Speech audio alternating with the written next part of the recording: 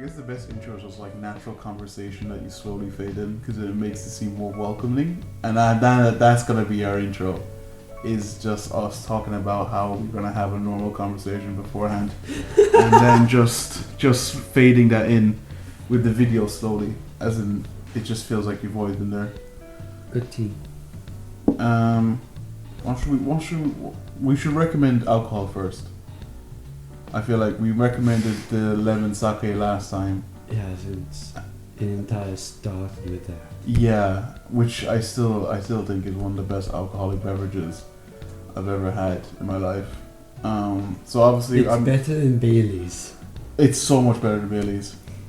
Lemon sake is the whole reason we came up with this. It gave us the courage.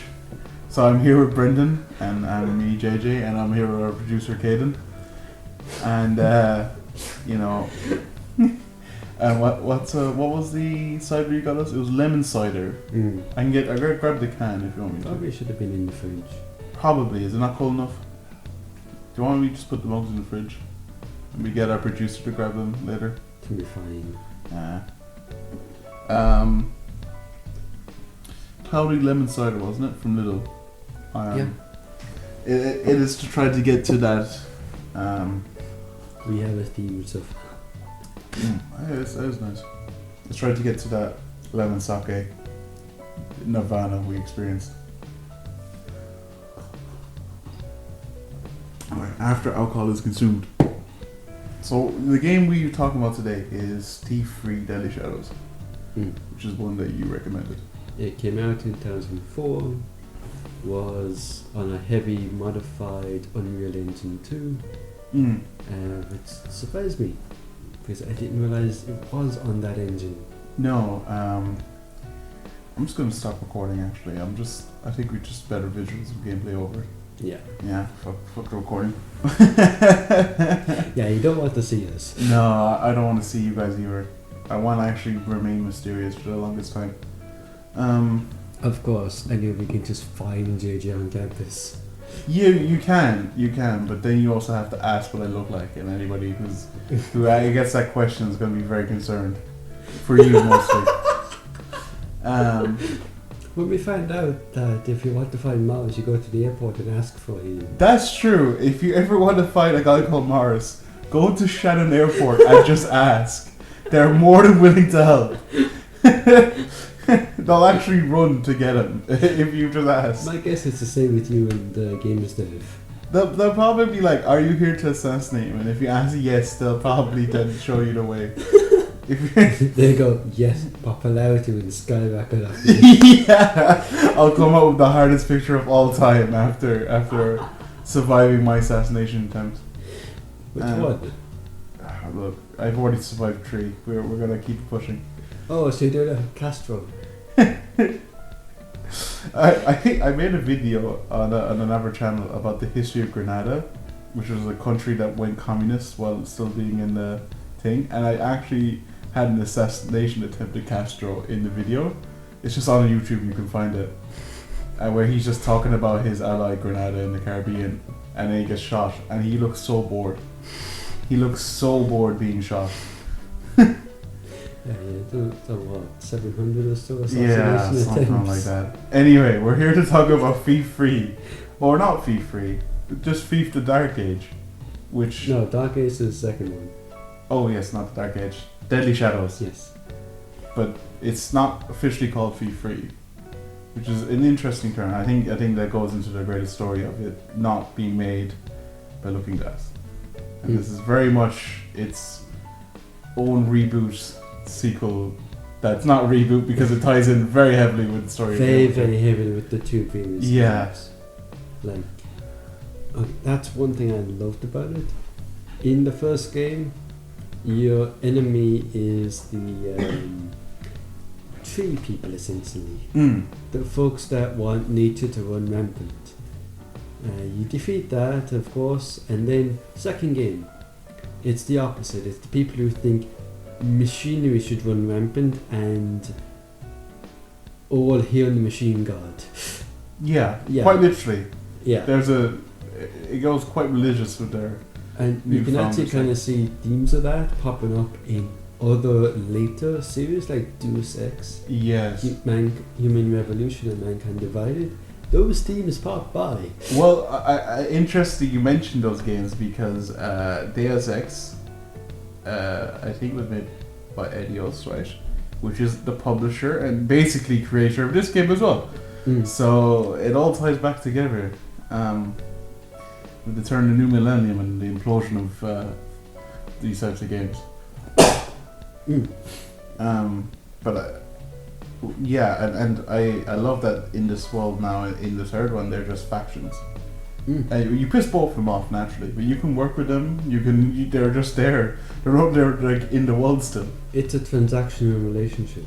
Yeah. You solve problems for them, they solve problems for you. Yeah. And both nice to deal with once you get on their good sides. I'm halfway on the pagan's good side, but it is very weird being around the hammers and they just say, I religiously hate you, but you're alright. Yeah. They have issues to run through first. Yeah. Yeah. They almost killed every tree in existence. I feel like that's a big... Though they do have a couple near their cathedral. Yeah, that was very nice little bit of storytelling, how they're not as religiously dominant or vigorous as they once were. Not as extremist. No. But I feel like we should probably start. What did you think about the game overall? I played it when I was younger, so I have fond memories of it. And replaying it again, it's surprising how easy you can just fall back into the feeling of a master thief. Yeah. Like, I love stealth games. I love immersive sims. It is both of those. And yet... It has a thing where it turns off automatically, right? So, to save power when you're not using it. How much? Okay. So, yeah, the last point was about... technical different issues. Yeah. How many computer science students does it take to have a mic running? Yeah. Too many. 3 apparently. Our producer is sleeping on the job. Absolutely. For those who don't know, I might take a picture of it later. We have an impromptu recording session with my headset on the table and a microphone just perked up from it, and we're recording off that. So the headset turns off without us moving it. So we're gonna get our producer, our dedicated producer, who definitely isn't just here, to move it every now and again. There is a promise of food, so Yeah, that is true. Food. it's not a kidnapping. Food. Directly anyway. We're saying it's an immersive sim if it's a stealth game, and the problems with Deus Ex where combat is too easy. Yeah. Set a timer for 5 minutes, and then every 5 minutes I'll do it. You can do that. You're a producer.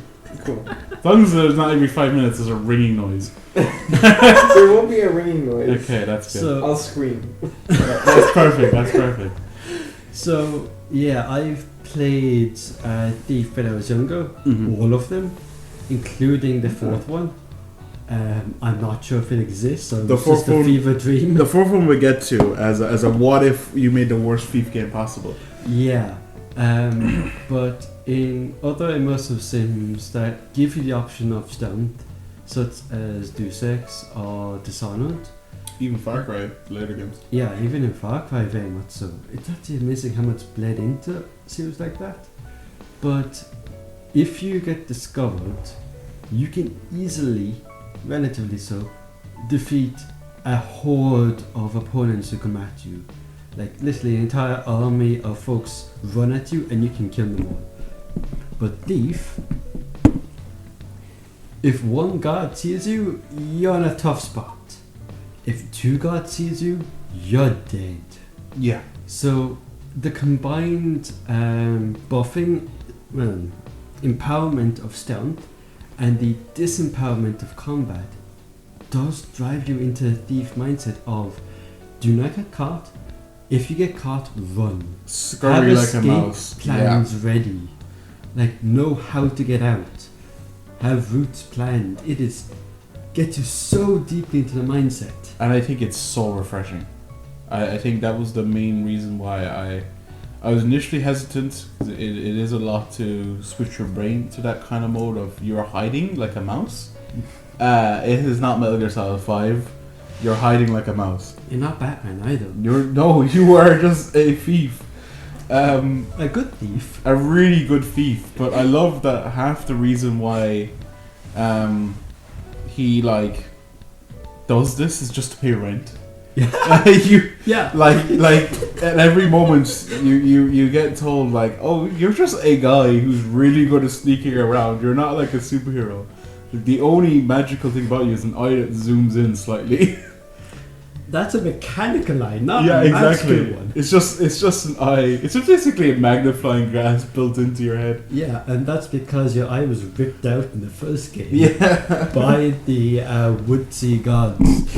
And it was given to you by the Mechanist who you fight in the second game. Yeah. I Looking Glass are geniuses, I would say that.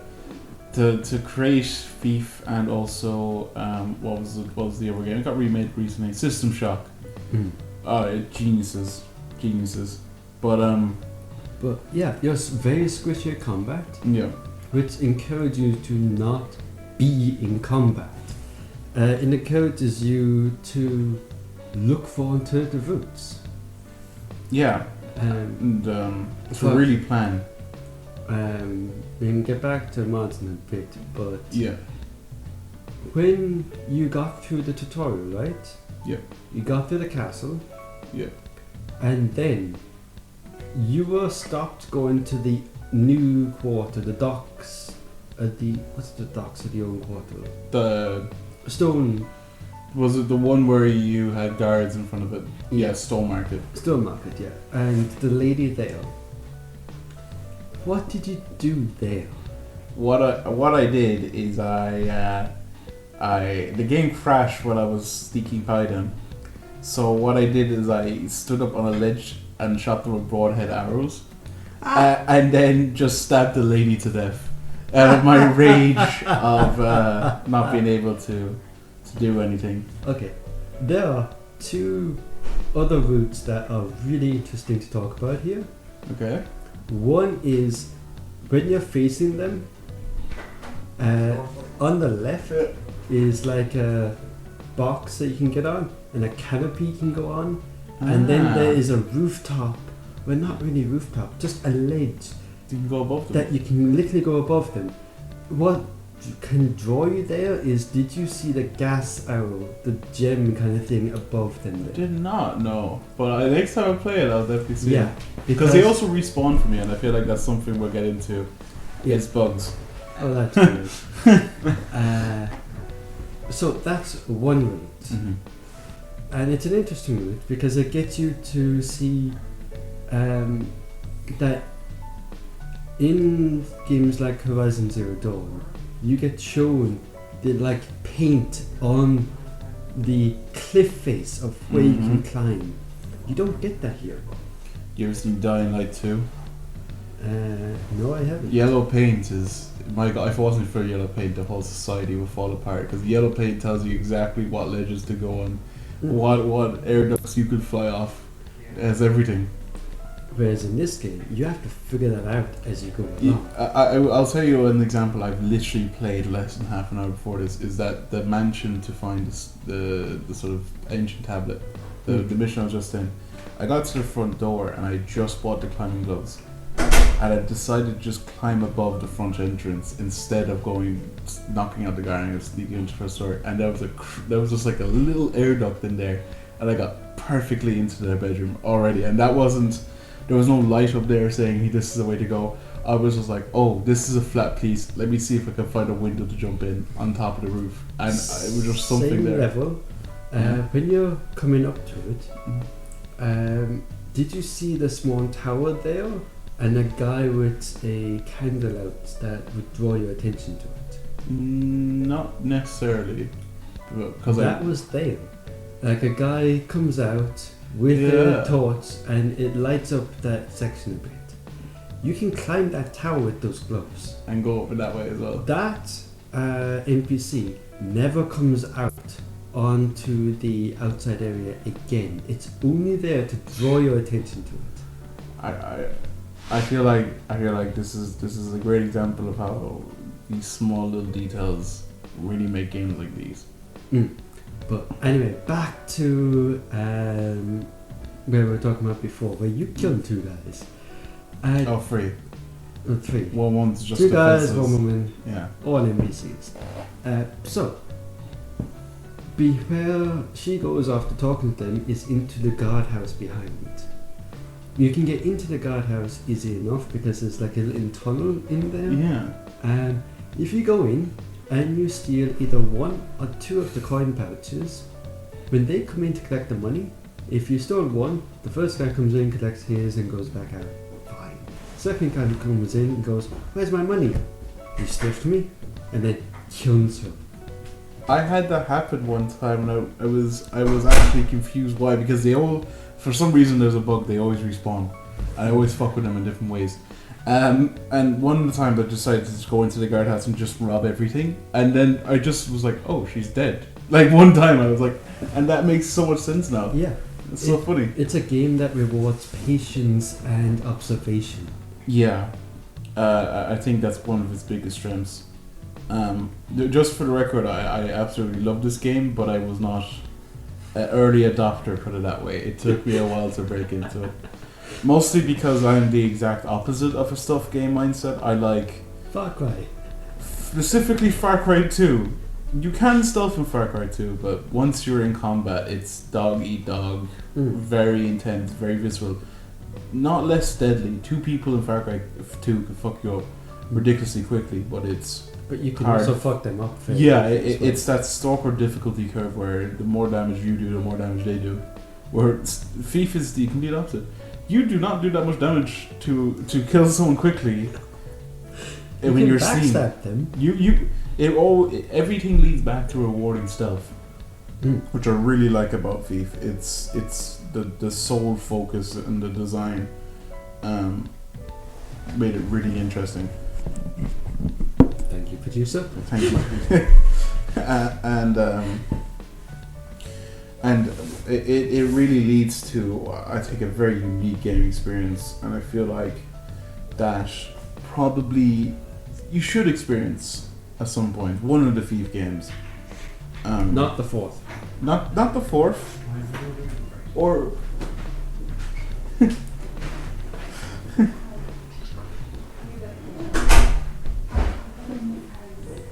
I think someone's moving into my house as we're recording this, and I'm just going to keep this all in, to be honest. I'm talking about thieves. Yeah, we're just going to keep this all in. So, yeah, and I feel like you could play the 4th game before you play any other Thief game. It's probably enjoyable in that context. Just the same way that Thief 3 was very enjoyable for me, even though the community at large seems to dislike this one more than the other 2. Yeah. And there is a reason behind that, and it's because Thief 3 was on consoles. Specifically Xbox. So what fix? There's a few fixes now. Producer, could you close the doors for us? Thank you. Yeah, so mods fix a lot of issues now. Yes. More so I would say it's required. Yeah, I couldn't get past the tutorial without mods. I couldn't get the first lockpick. You don't need to lock it. This is also equally their house. We can't stop them. I mean, we can. I guess we can, yeah. But they just lockpick it. They haven't played T3, they don't know how to. Yeah. But yes, getting past the tutorial. Also the tutorial for one that I played glitched out a couple of times, but I have the recording of it, of the gameplay, but I did it like 4 times. It was really annoying, and then the remake, the fan mod I had just made it so much simpler. Fan mod also removes a lot of the loading screens between different regions, which helps immensely, just feeling like it belongs to one place. I think also from the way it plays so much smoother, I think it's probably the way it was designed, and they just either didn't have the budget, the time, or just the Xbox simply couldn't handle it. Xbox. It's the Yeah. Xbox. So yeah. to show you the mod that we use, it's the sneaky update, engine update. I feel like if you even look up Thief Free, it's probably the first thing that comes up before even the game. It's a very well regarded. Essential. No. Yeah, essential, I would say. It also does some animation tightening. The amount of settings that are on there is insane. Like, I had a problem with full screen and I couldn't get it working inside the game. And I just went to the fan mod to update settings and it just worked perfectly. Yeah. It's amazing how passionate those people are. Yeah, especially for the first two games. Have you seen? There's a mod pack, a map pack for Thief 2 that's absolutely insane. A 1-bit mod. Yeah. The maps in Thief 2 are a lot bigger than in 3. Yeah. But the city in 3 is so much nicer. I will say that's something I want to touch on. It's that just kind of rewarding walking in the world of Thief 3 is, and again, it's also sad that it's on the Xbox. Because if that was all one big map, it would have been amazing. And obviously it's designed like that because all the transitions are like very naturally feeling. It's natural, and if you leave a location in high alert and come back into it again, they are going to be in the same position. It's as if time paused. Yeah. Or for me, the time literally fucking reset itself because the game closes every time I load a new map, and then it opens up on a new map. So I found that very interesting. If that happens to you, don't worry. The game isn't dying. It's just the unique way it loads itself. Very unique. Very unique. Maybe we should start talking about the jank. Oh, there's so much jank. I have learned occasionally you get stuck kind of in midair.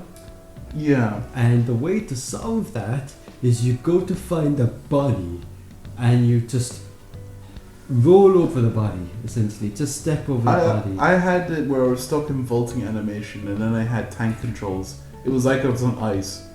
And then the way I did it, I just walked into one of the fences buildings after a couple of minutes of pure struggle and I reset it.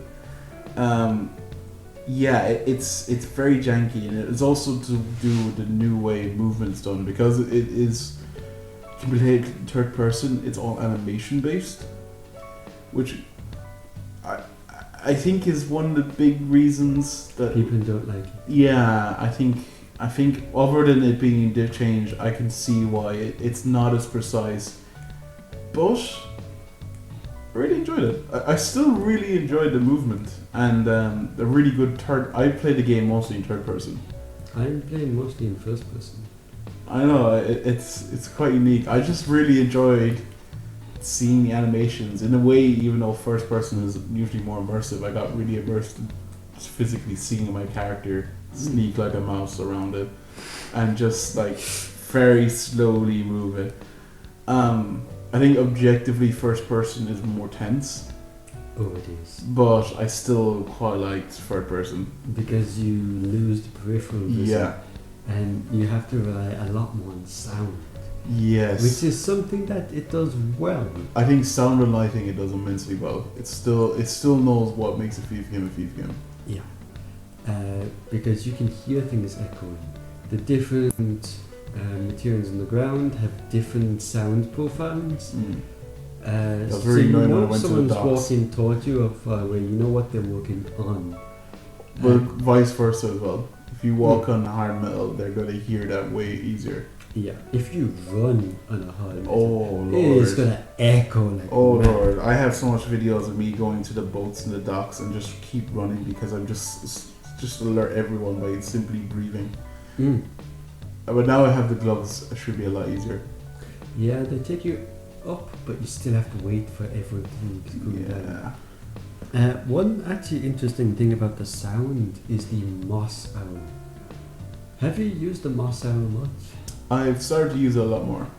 Yeah, its main purpose is to deaden sound, Yeah. which is good.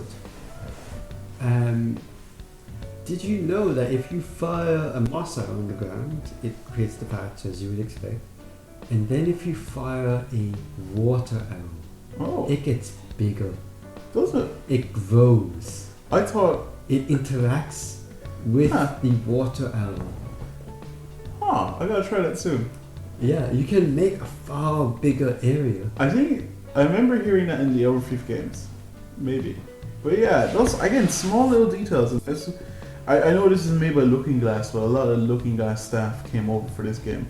It really is done what they did exceptionally well, and The immersive scenes. very immersive. They put the immersive into them. Like when you get to the docks, if you put out torches there, you gain access to fire arrows, Yes. which are really fun to use, but also reveal your position. Yeah. And I often sometimes use oil flasks in combination of that, and Oil flasks are really good for getting people to slip. yeah. And sometimes if you're a bit chaotic, slip, and then they're covered in oil. And you really like murder. No, I don't like murder. I like getting rid of people that annoy me. And there's certain people, like that first guard when he come into the docks, always finds me no matter what I do. So he's been a murder victim a couple of times. And those people always return next to my house. So I've just started discovering new ways to get rid of them. And there's plenty. There's a lot of ways you can be a murderer. Yeah, and a lot of things have multiple purposes as well. Yeah. Like, you can also use gas arrows to disable torches. I did not know that. They're expensive to use, but you can. Huh. Yeah, they are very rare to get. You get a few more now that you've got climbing, but they are still hard Gas to arrows. get. Yeah. Do they knock people out as well? They're like gas bombs. If just you an aim arrow. for their feet and if it reaches their head, it knocks them out. Yeah. So there's also gas grenades as well. Yeah, I use those often enough. Have you used the flashbang much? Oh, Brendan, I'm terrible at stealth games. It is what's kept me alive multiple times. Have you been using it on humans? Yeah. Did you also know it works really well for the undead? Does it? Yes. I did use it on the undead, but If you flashbang an undead, they die. Really? Yes. So every time I've been running away, I've been killing them. That makes sense why they never chase me. Yeah, they don't exist after that. Yeah. Yeah, the undead, that first section when you meet them, oh, it's fucking terrifying. I wanted to talk about the unintentional or very intentional in some places, but just the constant horror aspects of Thief, which is just created by the gameplay, which is very, very... in St. Edgar's Church, there's a place where you can free the undead. Yeah. That was a really great introduction, but two very horrifying when I realised no matter what I did, couldn't kill them. Yeah. Because you don't have access, or you might have, but I didn't have access to anything that Well, you could didn't harm them. realise you had access. Yeah, You had the that's true. flashbangs at that time. But you don't realise it. No. And and just with the sound and the lighting and the constant fear of someone walking around the corner and there's not much you can do if multiple people come and try to kill you other than run away. It creates... goes back to the empowerment and disempowerment, especially on the ship. Because Yes. on the ship, first thing I did, because I'd completely forgotten how to play the game from when I played it years and years ago, I go, that's done dead. Might not use the blackjack to knock them out, I'm going to use a dagger for the first time. So I backstab it. It goes down. And I start moving around, expanding, and then it rises back up again. And that was fucking terrifying. Like, holy fuck! No! It does it really well as well when you realise that like when you're in the ship initially and it's like a complete maze and you do not, the map basically tells you nothing. There is no map. That's another thing. You can find maps around the place for various places. But even the map you find inside that ship tells you nothing really. didn't find the map. There is a map there, and it basically tells you at the bottom there's something. That's it. Like the treasure holes at the bottom. I think so. I might be going insane. But just the slow realization that I picked up a holy flask and it was like, this can damage the undead. Then I realized that, oh, most things can't. And just that slow lumbering thing coming towards you and just trying to hide in a corner next to a sleeping undead was immensely tense, and it was not like a scripted horror section. It was just relying on the light and sound mechanics, just hearing the zombie walk The by. game mechanics as a whole. Yeah. And it just lent into it really nicely. There is a lot more horror coming down the line in the game. I know I'm very sad to get to it. I know there's a legendary mission in this game set in an insane asylum that is one of the scariest missions of all time. And again, all you need to do is add supernatural elements and it's a perfect horror game. Like Human plus yes, that. like normal-ish human. like it's already very scary and intense during normal missions, but just have that intentional horror creep in, and it's I experience like no other. It's basically what Outlast should have been, and I kind of hate Outlast because Outlast? or yeah, you know, that game with the video recorder and you hide for all the monsters and you run with them. Haven't actually played that. I got big in the whole Markiplier section, sort of thing. Yeah, I don't really follow Markiplier. It was big a lot of time ago. It's basically you hide and you run, but you can't fight back. But it's a horror game designed around that. There's literally no way you can fight back at all. There's no health bar. No, you just die, or you get hit. But you get hit, you get speed boost, and then within the first hour, I realized that because there's no way to fight back, you actually are almost invincible. You can just run loops around them. So that's what I ended up doing. So that actually takes a bit out of the game. Oh, it was completely shattered. I couldn't finish. I found it boring afterwards. As soon as I realized I could outrun everything, I found it boring in this.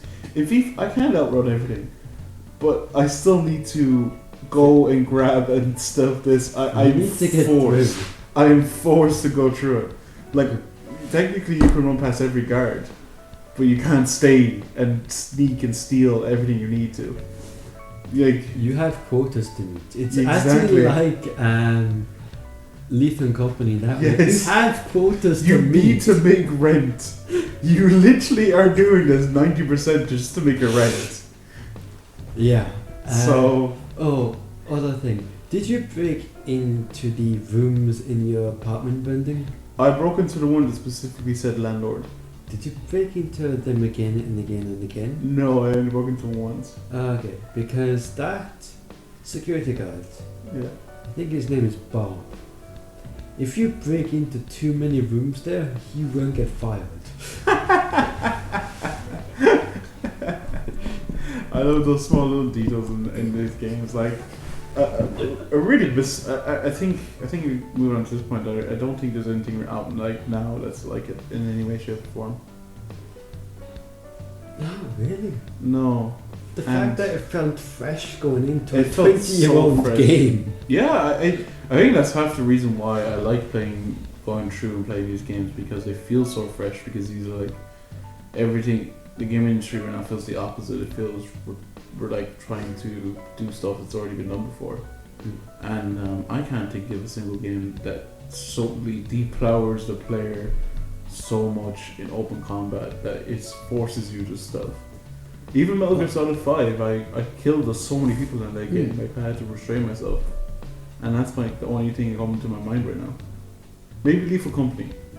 The Lethal Company is its own special blend. Yeah, it's for other people. The cosmic horror is downplayed by the other people. Yes. It's how you can survive it. Like, it would be a grim game if you couldn't hear other people. If you had to play solo. Yeah. Like, that wouldn't work. And trying to tie this back into FIFA as best as I can. Something I really like about FIFA is that you never feel truly alone in this world. You do feel like a character in a world, like especially all the little conversations they have in the city. I heard one over talking about this girl in an abandoned building. They said leave and run, and they're like, "Oh my god, what did you do?" And he's like, "I ran." And it's like foreshadowing the silent mission, and just in the world randomly. Did you find the conversation of the Master Thief Garrett? Yes, the knockoff thief. And did you steal it? I haven't yet, Okay. but I may have killed him. Oh no. Did you steal the dagger? I think it was a dagger. The golden dagger. Yes, I did actually. Yeah, I did. Did you sell it? I did not sell it. No, not yet. Oh yeah, I think I did just there. The last 10 minutes. Oh no.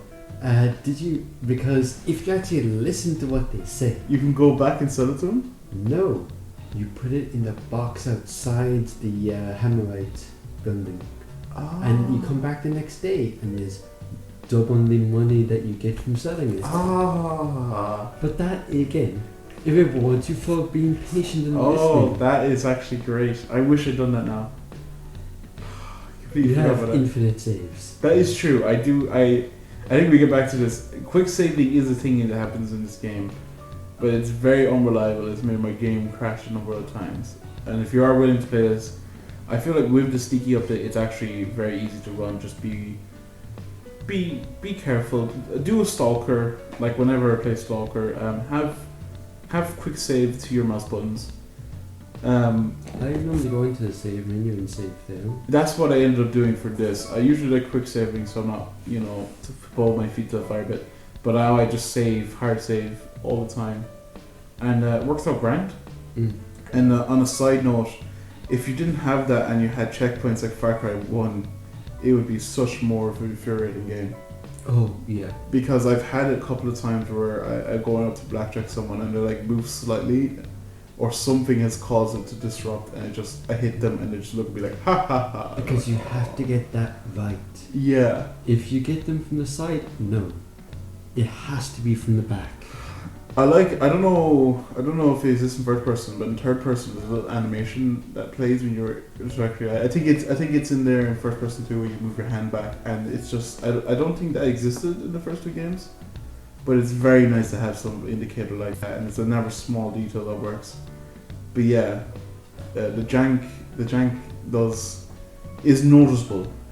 I had a couple of times as well that I had to fire like a noisemaker arrow because NPCs or guards were caught on a barrister or something like that, and I had to physically alert them to just get them to move from constantly running into a barrister.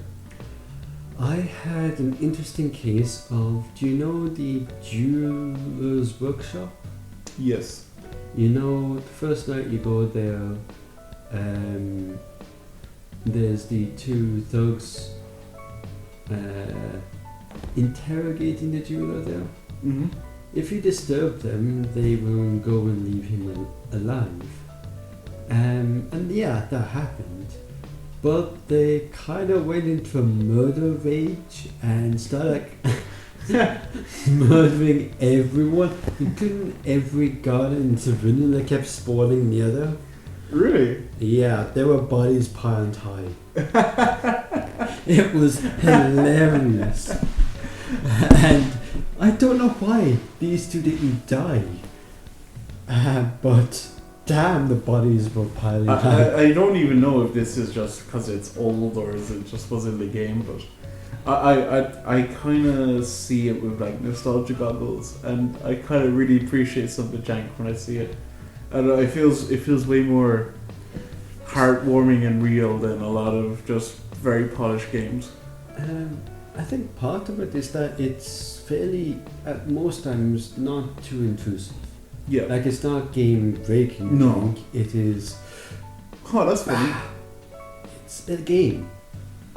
Yeah, it's a game made by a studio rather than a $1 trillion corporation. And this was a game that was released in 2004. Yes, on the Xbox and PC. And I have no idea what their workflow for actually making the game at the time would have been. Well, I have researched that. I can tell you some of God. it. Okay, yeah, okay. So, what are you most interested in relative to the game? Yes. So, basically, when Looking Glass imploded, I think in either 2000 or 1999, they sold the rights to Eidos, basically the publisher, and they sent it to one of their studios, who were made up of former Looking Glass employees.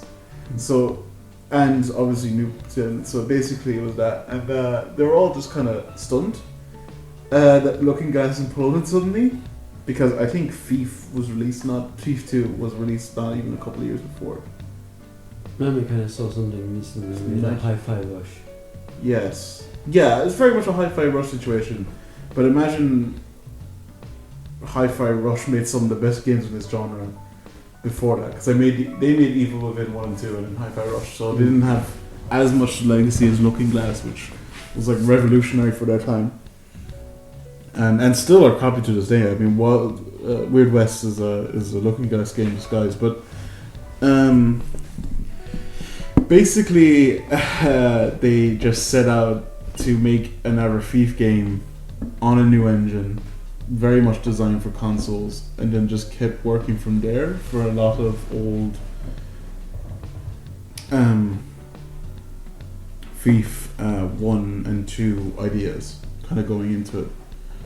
So that was basically the fundamental of it. If I remember again, the development was pretty hectic, because it was kind of just an implosion that caused this game, and it's very much following Deus Ex's sort of, because it was the same studio that made Deus Ex, so it was on the same kind of engine, I think, as well, if I remember correctly. Deus Ex? I think Deus Ex is Unreal. I don't know. I think I remember. I should know this better. My producer is pretty bad at researching, so you can blame my producer for that one. Wait, what? You're getting blamed for Getting blamed for not researching. I didn't. Wait, I meant to research what? Exactly. You don't even know what you need to research. But essentially, what they got is that Thief 2 didn't sell very well. And they basically made it for the console audience and how to make it more approachable, which led to third-person ideas and all this. And that's basically the production went actually relatively smoothly as well. No major leaving, other than the fact that half of them just lost their studio and their dreams were crushed. And then they really focused a lot on theory, and then when it came to developing it on console, they kind of had a panic, which is why. Wait, actually, this is what you should be researching. What? Because from the start of your conversation, I heard you talking about how you're just a dude, and did you know about the ninja of Heisei? Which was this 70-year-old dude in Japan who just went around as a literal fucking ninja and like hopped from roof to roof, and for 10 years the police couldn't catch him. Mm-hmm. And then one night he like went back to his own home, had the mask like slightly off, and they called him from that. But like 10 years he'd been doing the flips and shit, going around. It was, I think it's Heisei. It's basically Garrett. But old. I mean, Garrett's pretty old in third game. How old is he in the thing? About 50, middle-aged. Ah, I thought he was younger.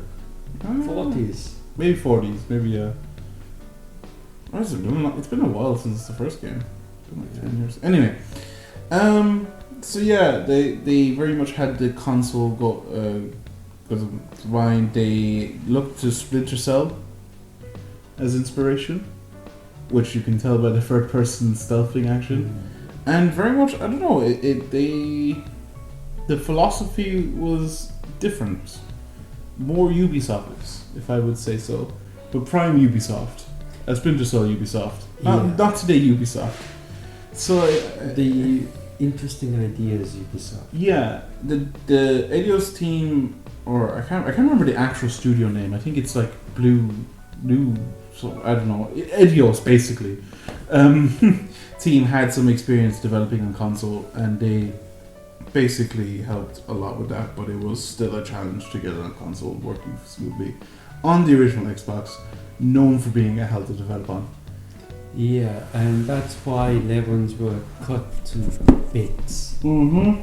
And that does take you out of the immersion. Yeah. I'm so glad we've got mods now to just stitch that back together.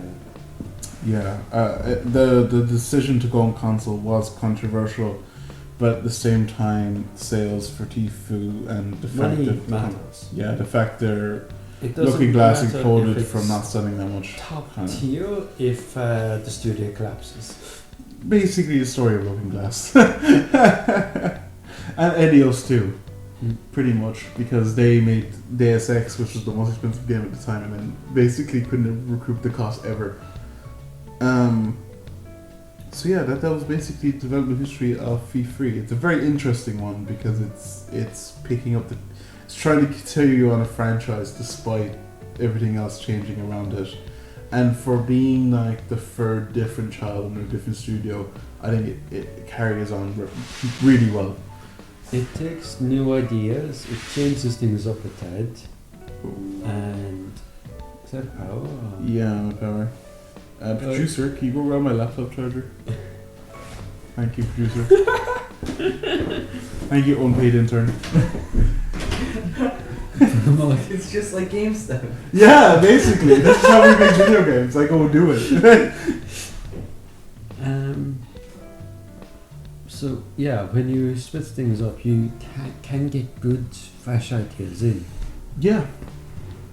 I just feel like they didn't have the space to make them all 100% polished. But that is the curse of Eurojank. Yeah. Thank you, producer. I think you plugged by Brendan. We talked about the climbing. Yeah, climbing gloves. Climbing gloves before, but in 1 and 2 they don't have climbing gloves. They have rope arrows, right? Yes, rope arrows, which are cool as fuck. Everything I love about FIFA is just very much feeding into that FIFA mindset. Like, you are just a little janky boy. But they do have limitations. I think in the first game you can only put them on to wood. Yeah. Which limits where you can put them. And I think second game it's metal as well in some places. I cannot recall. It's been too long. And then now in third one it's the gloves which allow you to crawl on stone, but not wood. No.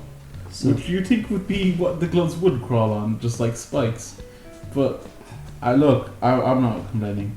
I think it's a really it's a good tool to give you access to more areas. And also you can use it in missions. Yes, and it makes you feel like a badass for doing it. It makes you feel like whatever ninja Caden said that was just kind of hopping from building to building. Just living their best But life. you can't hop from one to one in it. You can't, can you? No, you can't. Oh, you can't, no, yeah. You have to go down to the... That would be too ninja-like for Garrett. Oh, yeah. Garrett's just a thief. He's... It's a slow, steady, Yeah. in, out. Surgical That's almost. Like, you can see some of the DNA traces in stuff like Dishonored later on. You very much, that's what this game felt like. Yeah. Dishonored felt like what a modern day thief game would be, as in adding like your map elements and your combat elements and overpowered elements. Yeah, a bit. But the fact that aesthetically, you as can well. just, if you're seeing the standard practice is you just kill everyone Yeah, and then you reload. like I like Dishonored having the non-lethal ending being the good ending, but also it has to bribe you to not kill everyone.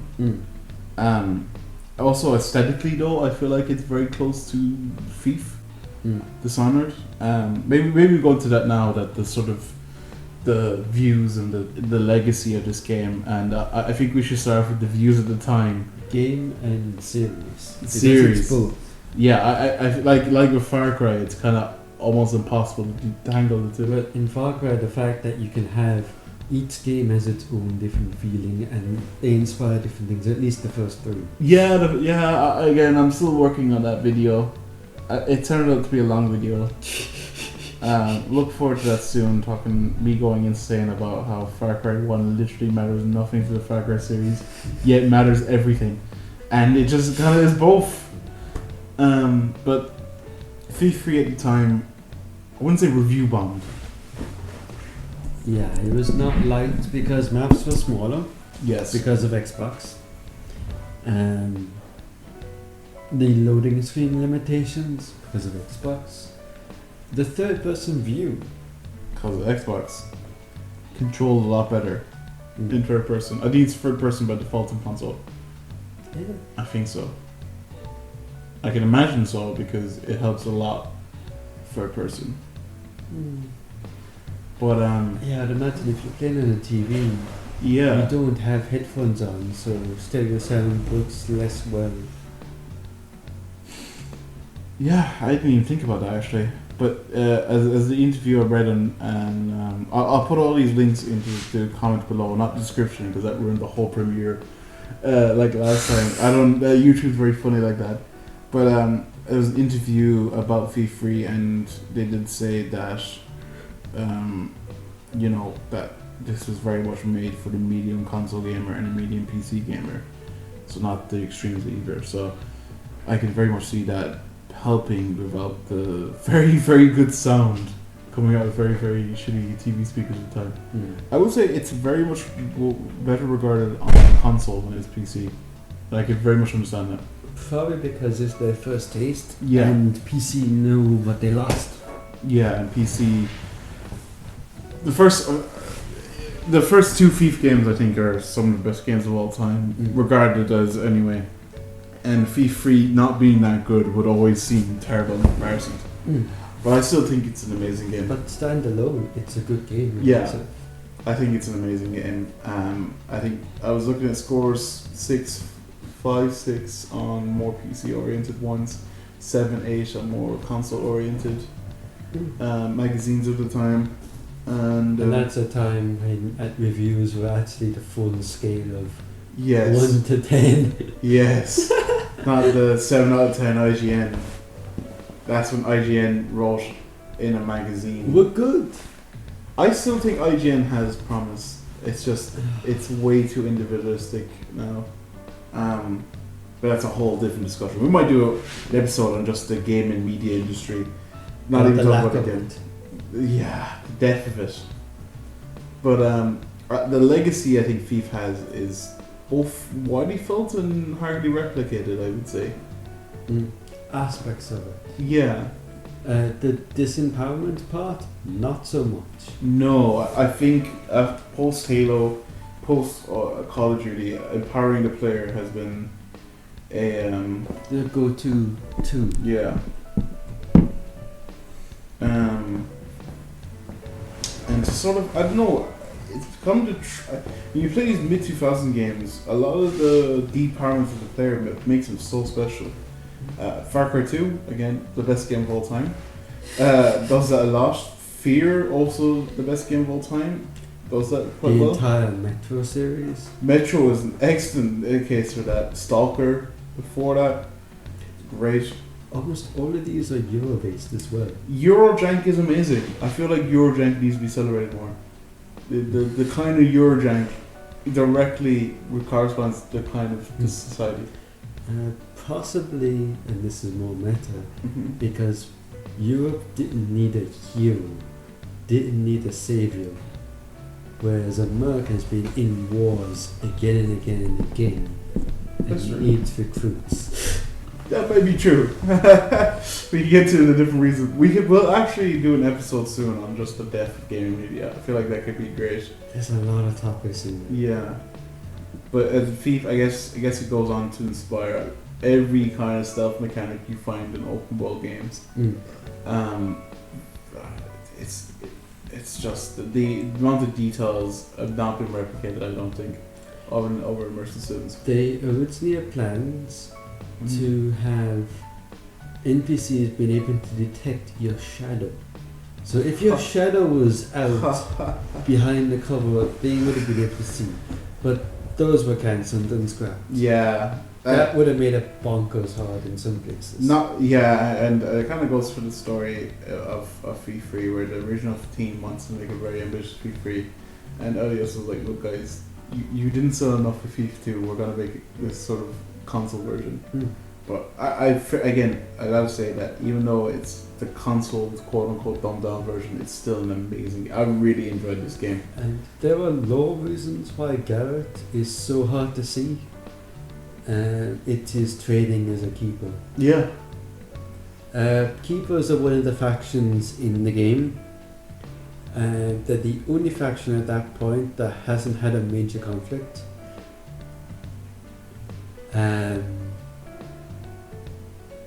And they are the mysterious watchers.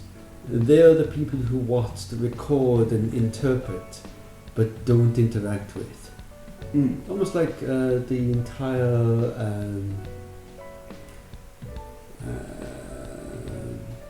Doctors, Doctor Who, his entire race. Yes, the Gallifrey, I think it is. Gallifreyans, yeah. Like, observe but don't interact. We won't get into a discussion of Doctor Who and who Doctor Who actually is at any time on this podcast, because that never happened. That just never happened, and that's what we all accept. I think I may be missing something there, but okay, we're gonna take a slight detour on a very on-track podcast. Do you not know who the Doctor Who is?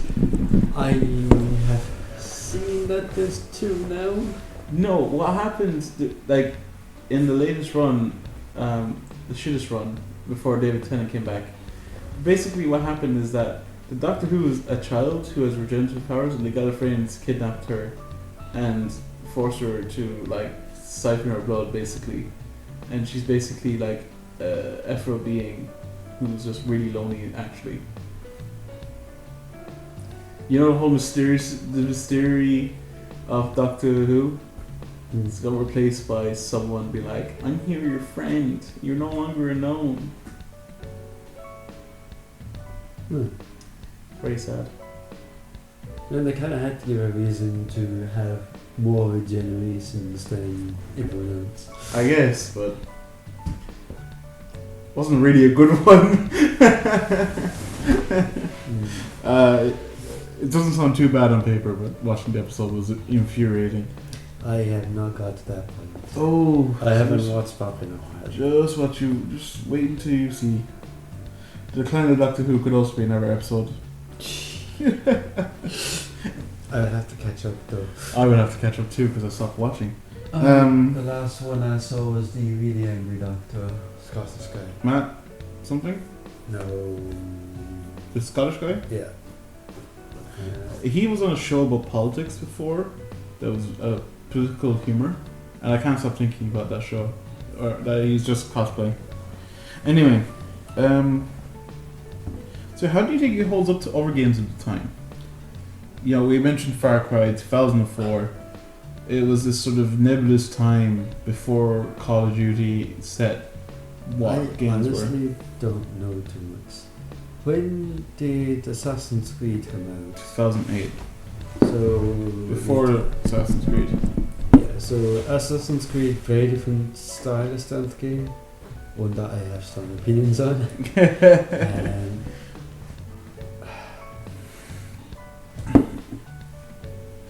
An interesting game, and that time in history had a lot of dark and gritty games. Yes, Call of Duty World at War, again Far Cry 2, Thief as well, Assassin's Creed.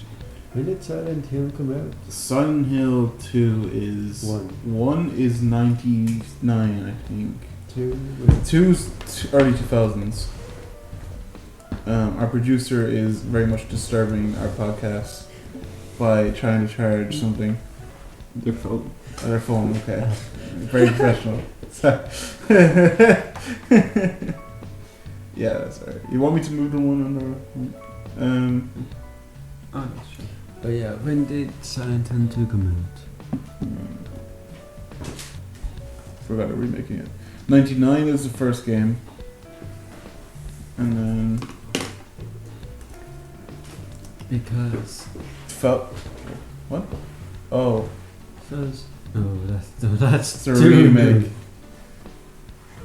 good. Yeah, because a lot of interesting enough, a lot of console games at that time went dark Yes. because of console limitations. So that kind of 2001. fade into that entire Yeah. period. Era, and it's very interesting to think about. To go back because it feels completely different. And to then now. after that, you've got the piss filter era.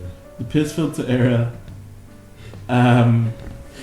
which it also stems from that same problem, but it's like, how do we make it brighter? We just put a yellow filter on everything to make it seem brighter, and then we get to the Bloom era, which the Bloom era, and now we're in the Fortnite-fication era, I guess.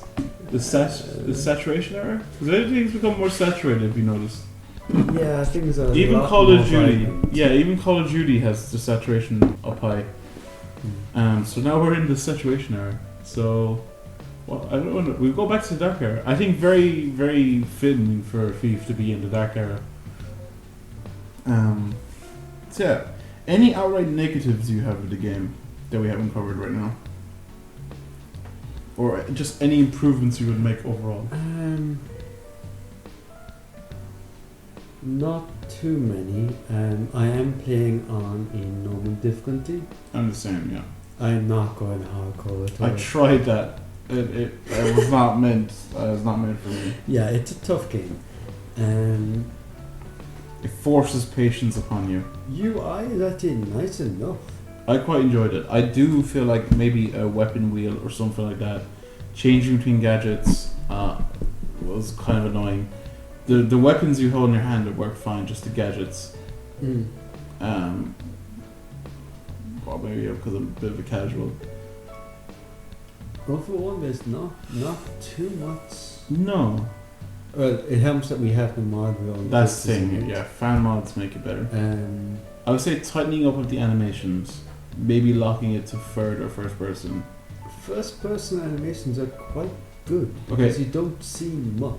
It's the hands. That's true, but when I mean animations, I'm more talking about the general movements, as in the climbing could be buggy, the walking sometimes does not match up, stuff like that. Tightening that up could be one area of improvement. But But that's stuff we expect more for later games. yeah, you gotta remember it's Euro jank for a reason. It's older than most of the people who will listen to it. Unfortunately, I ran tangent. I ID'd someone at the bar who was born in 2003, and I was like, oh, you must have just turned 18, and then realized they were 20 years old. Oh yeah. Yeah, that sucks. Yeah, just be glad I didn't recommend the first or second D for that then. God, we will get around to those eventually because they're very, very good games. In That's their probably own more casual than. I guess the only thing I would do is very much expand the maps, the city areas themselves. But the again, actual physical map. yeah, I would say because you're in the area so long, they do great and get boring, and I'm only not even halfway point. I don't think. Here's the thing. But then also I know console spoilers from editions. later on, they get more dangerous. I know. There's like, I guess spoilers, but there's like psychic assassins after you, stuff like that. I'm very familiar. I just never actually went out and played it. I do like how it tries to change it up. I just still think, and again, could be limitations. Just still think more dynamic events, but I mean, more of X is not really a good criticism for a developer who has a crunch time. Yeah, overall it stands fairly well. I think it's a if you've never played a Thief game especially, and you want to go back and play a really, really, really good stealth game, And it looks good. it looks really good. It, I didn't say this, but the art style of Thief I think is really good. I think it shines probably better in the first two games because the limitations make them push it further. But it's, again, we've talked about this before, art style versus graphics. Art style will always win in the long run. It's why Breath of the Wild looks the way it is, because they looked at Windmaker. Yes. And that has lasted. Let's do more of that. That's why the Callisto Protocol will always just seem outdated. Yeah, I mean, that game looks absolutely fantastic for our time. But there was never a game I played recently that was like absolutely deranged graphics for the time. That I remember just looking like, huh? I mean, Far Cry was that. Far Cry 1 was meant to be a graphics pusher, and I think now it looks visually kind of bland because it just kind of is a action movie trope in a video game. Oh, hello. Hello. How are you? Hello. I met a lovely neighbour, Louise. Louise. He's Costa Rican and he helped me carry my groceries. Oh. Alright. Don't that in that there? Oh, They're we doing gotta do podcasts. more. I think we're kind of done anyway. We are kind of done. How are you anyway? Oh. Hey, you can just stay here. We're just gonna tell people what's next.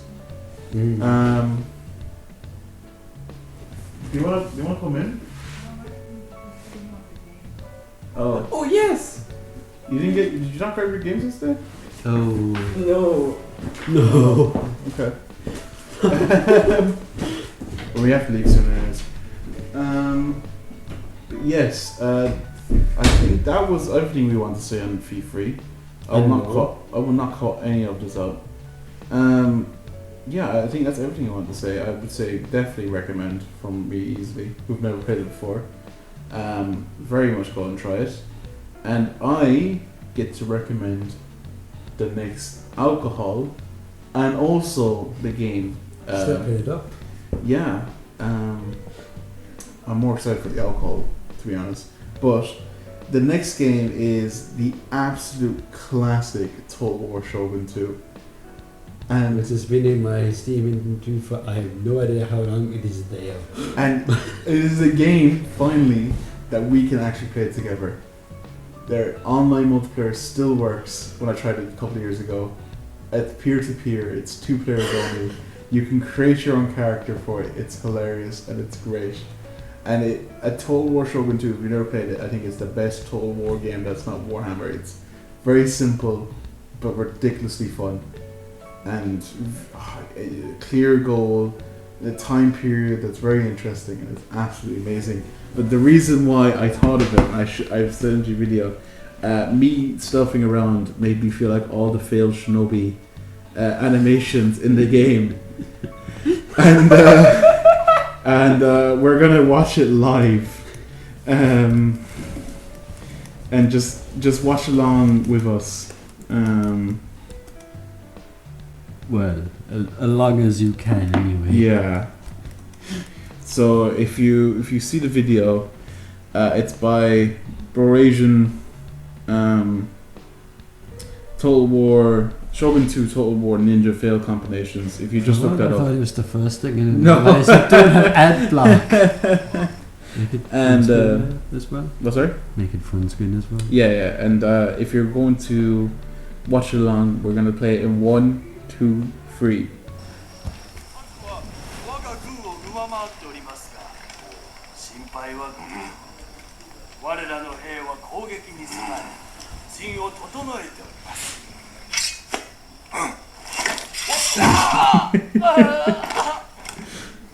This is what I felt like sneaking around sometimes, trying to steal things.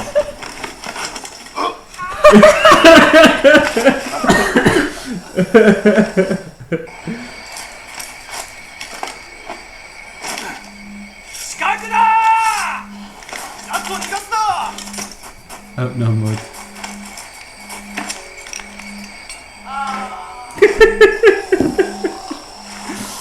Wait, is that your phone? I was kidding. Oh, it's the time for the headphones.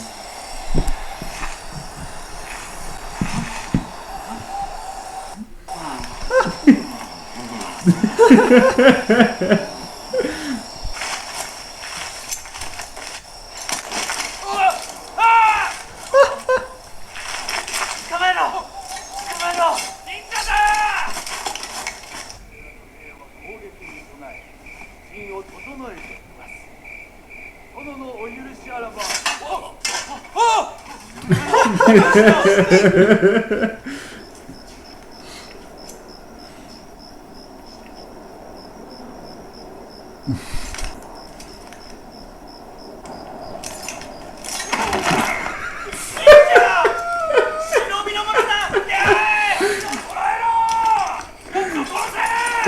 Oh, he's so good.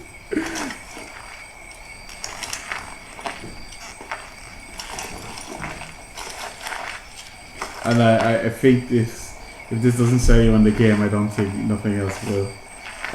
It shows the perfect balance between just fun and like competent gameplay that Shogun 2 gets right.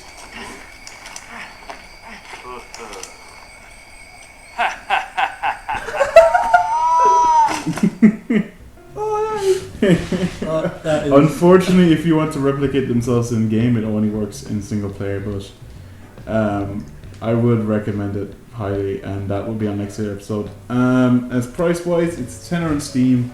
Well, it was. It's back up to 30 now.